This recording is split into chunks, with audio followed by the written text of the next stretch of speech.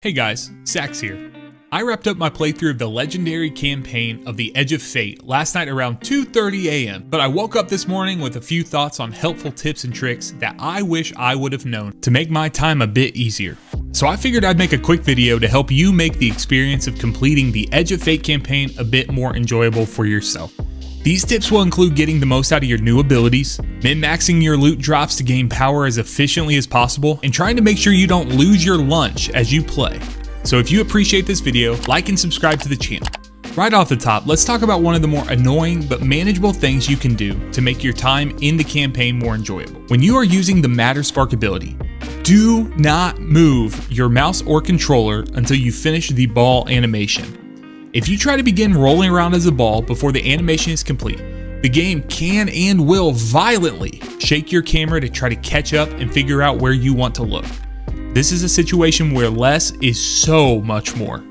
Bungie has quite a bit of work still to do here to refine and smooth this out, but help yourself first to avoid motion sickness or getting a headache by taking a brief moment to allow the animation to finish before you try to take over the camera movement. Next, let's talk about the actual benefits of completing the legendary campaign and if it should be worth it to you. In the past, when you completed a Destiny campaign on Legendary, you would receive a few things including an exotic piece of armor for whatever class you played on, a special emblem to show the world your accomplishment, and most importantly, a chest at the end of the campaign with a full set of blue armor and weapons that could be used as infusion fodder to bring you up to a set power level. It seems that this time around, Bungie has changed this experience a bit, so let's talk about the differences and whether or not you should bang your head against a wall doing Legendary, or maybe just complete on normal to get familiar with the new mechanics in World first. As players began to complete the Legendary campaign yesterday, they realized that there were no guaranteed armor or weapon drops to be found from a collectible chest after the final mission.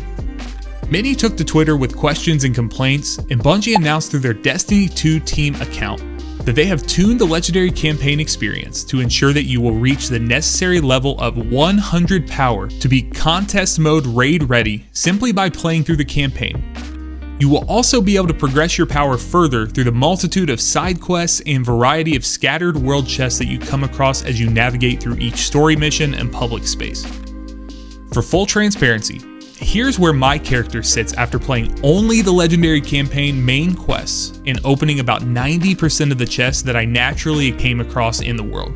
If you see a chest that says you require an upgrade to open, make a mental note of its location or check the Kepler map and hover over the icons to see which upgrades are needed to open them. Circle back later down the line when you progress the campaign further and unlock the necessary abilities.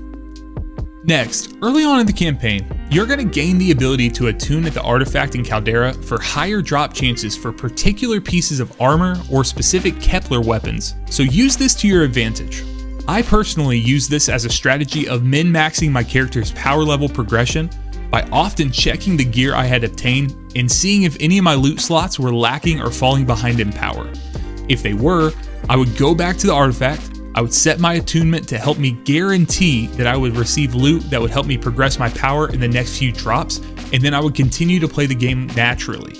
If you find these random chests that are out in the world, they have a chance to drop the attuned loot that you have selected at the artifact in Caldera. Another change that they've made to the Legendary campaign experience is that the exclusive emblem is no longer obtained by simply completing the campaign missions on Legendary. Rather, this time around, Bungie is leveraging their new world tier system and have curated a selection of 5 campaign missions which need to be completed at the Mythic tier. If you played on Legendary difficulty, you are locked at -20 below all enemy combatants. However, the Mythic tier will ask you to reach 200 power level to match the enemies in the world. There will be some other changes like additional banes and some modifiers, but be mindful that you don't have to do the full campaign at this difficulty to get the emblem.